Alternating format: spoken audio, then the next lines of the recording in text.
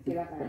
Assalamualaikum warahmatullahi wabarakatuh. Waalaikumsalam warahmatullahi wabarakatuh. Perkenalkan, nama saya Nurma dari Majlis Taklim Ar-Rahmah, Sukabumi Selatan, Kebonjeruk, Jakarta Barat.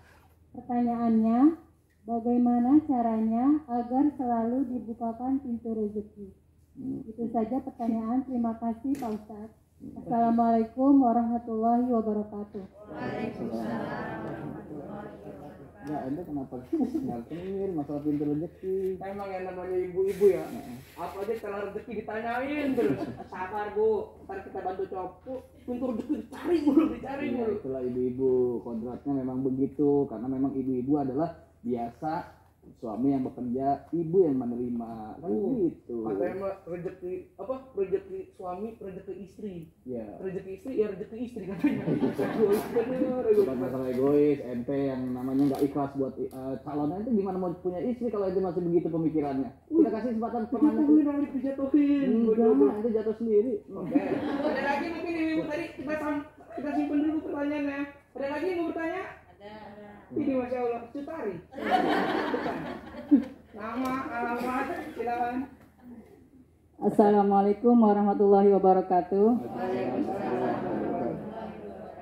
Perkenalkan, nama saya Haja Oda dari Majlis Taklim Ar-Rahmah, Kebonjeruk, Sukabumi Selatan, Jakarta Barat. Pertanyaan saya, Ustaz, apa benar jika kita memberi kepada yang membutuhkan, rezeki kita akan tambah berlimpah? Itu saja pertanyaannya. Wassalamualaikum warahmatullahi wabarakatuh. Waalaikumsalam warahmatullahi wabarakatuh. Ibu Haja udah? Ini udah atau belum pertanyaannya? Itu udah. Saya mastiin, takutnya ada pertanyaan lagi, Bang. Iya. Cukup ya itu aja. Ya, baik. Terima kasih Ibu cintaku. Kalau ada anak yang butuh jodoh, telepon aku. Tadi Novi, sekarang nanya yang lain gimana? Minder saya pulang. Kalau minder mundur, lagi kita lanjut. Pertanyaannya tadi dari Bu Nurma. Bagaimana cara biar kita diberikan pintu rezeki oleh Allah Subhanahu wa taala? Membukanya caranya. Cara yang kedua tadi. Yang kedua, apa benar jika memberi pada orang yang membutuhkan, rezeki akan bertambah? Iya. Ya, bunda-bundaku yang salehah, para pemirsa Serambi Islami TVRI dimanapun Anda berada. Tadi cara mencari rizki atau datang dari segala arah itu baru dua ya. Yang pertama Bunda, rizki karena usaha. Yang kedua, rizki karena bersyukur. Yang ketiga, rizki karena bertakwa. Kata Allah, wa may yattaqillaha yaj'al lahu makhraja.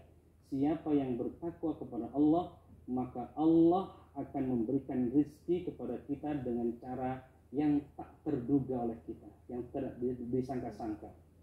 Ya, itu baru tiga tuh. Jadi kalau kita bertakwa, maka Allah akan membukakan pintu rezeki dari cara yang tidak terfikirkan oleh kita. Allah kasih begitu saja, masya Allah. Itu baru berapa Bunda? Tiga.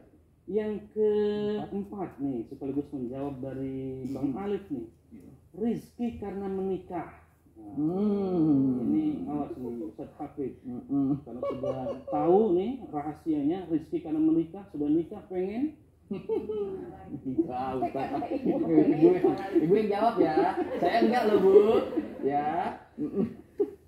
Maksudnya pengen mencari lebih lagi rizkinya.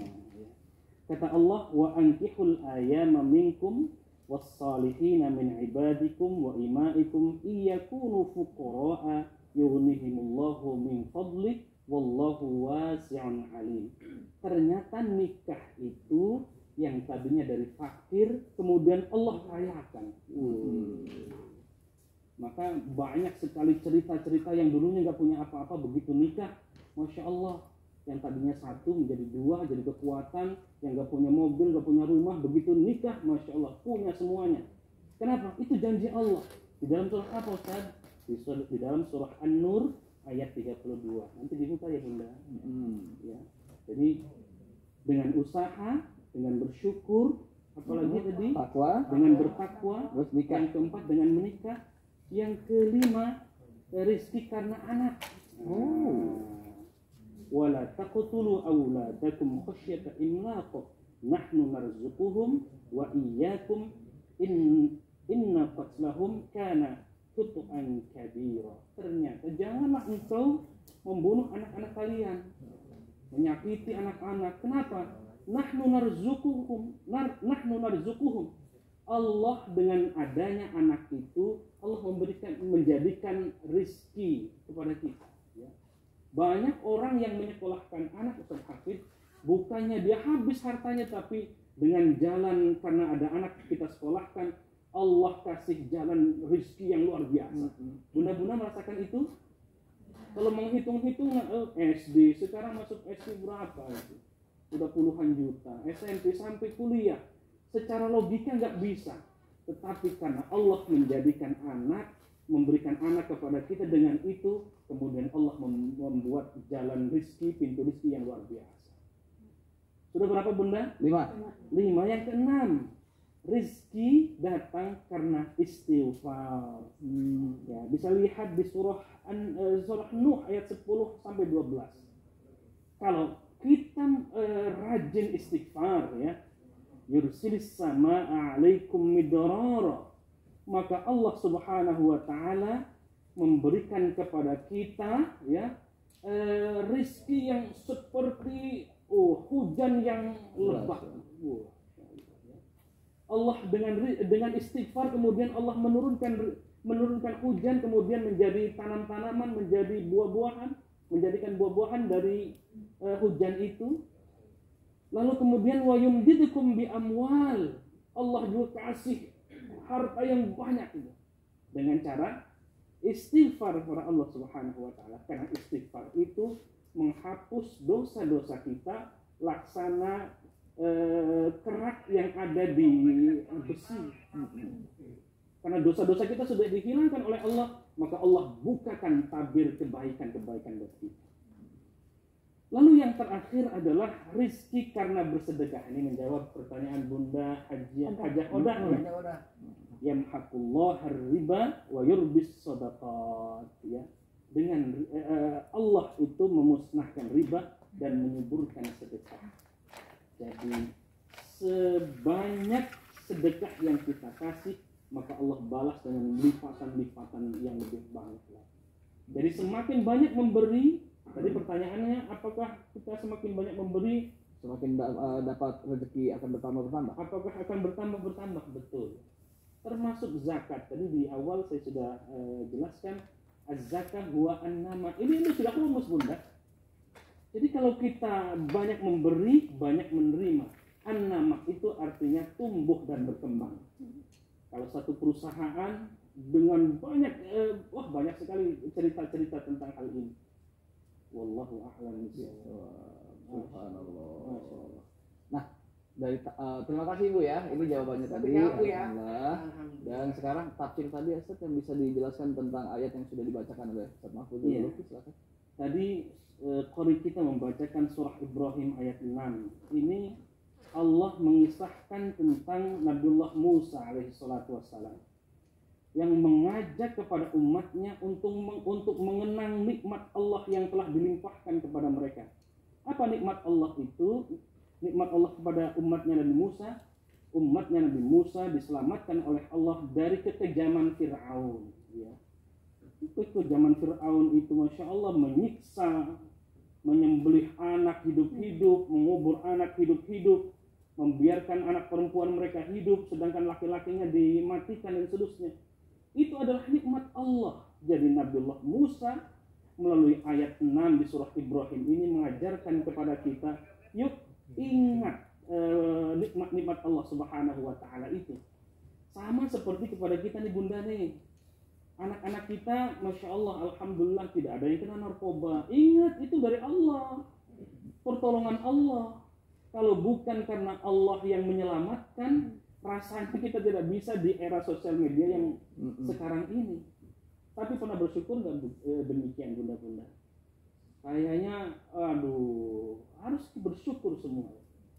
Anak-anak ada orang yang rehabilitasi ya karena narkoba dan seterusnya. Anak-anak kita Masya Allah alhamdulillah masih mau sholat, masih mau hormat kepada orang tua, itu adalah nikmat Allah terbesar.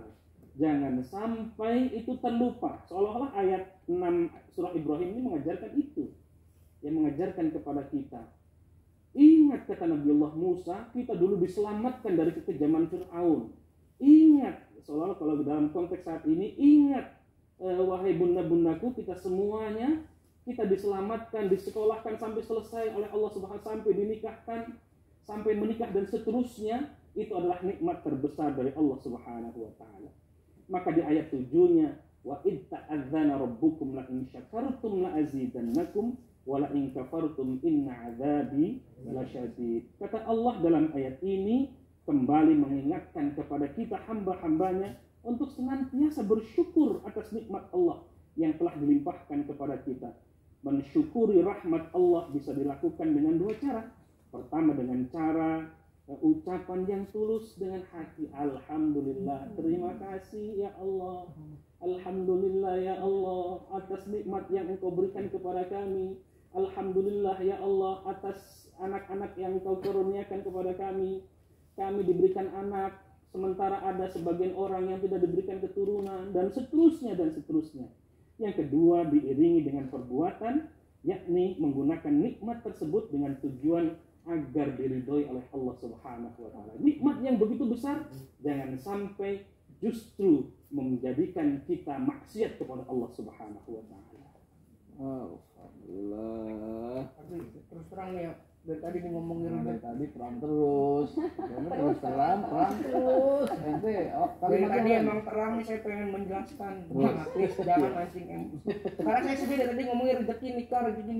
Terus terang Bu Ibu, orang tua saya udah pisah. Bapak saya cerai. Ibu saya gabung Teribel. Enggak beneran. Enggak Ini bener. ente cerita Enggak, aneh bener. live loh. Ini. Iya, ini Saya- tapi ibu saya walaupun udah pisah Bu, dia tetap mengejar rezeki. Alhamdulillah sekarang dia baru nikah lagi Bu. Bener. Kemarin bapak tiri saya ulang tahun Pak Ustaz. Bener. Tapi baik hubungannya. Baik, Sama saya bapak sayang, tiri. saya sayang, bener. Sama bapak yang lama masih komunikasi. Saya terus. sayang, kemarin bapak tiri saya ulang tahun, saya datang bawain kado. Saya ucap itu, hello step dad. Masya Allah. Happy Makanya- birthday, I have present for you. Pas dia buka kadonya, Pak Bang Apis, isinya bapak kandung. Dia akur maksudnya, dia kaget asal kurang tangan pertama nih katanya. Ya udah nih namanya pertemuan berpisah, Bang Apis mau kemana? Saya mau telepon ibu kamu. Oh, sampai sebegitunya. Ya kan yang penting akur, Pak Jaya bener ya. Iya. Ini namanya pertemuan ada perpisahan. Tapi tenang, yang namanya anak itu harus tetap berbakti. Mau kepada orang tua kandung, mau kepada orang tua sambung, harus terus berbakti. Untuk saya bener. Baik, Ada yang bisa diambil dari saya kedatang. Enggak juga. Iya baik. Nah, yaudah kita istirahat sejenak, kita akan masuk nanti ke segmen di mana ada kesimpulan Iya. dari mana sumber kita di mana kalau bukan di Serambi Mulia.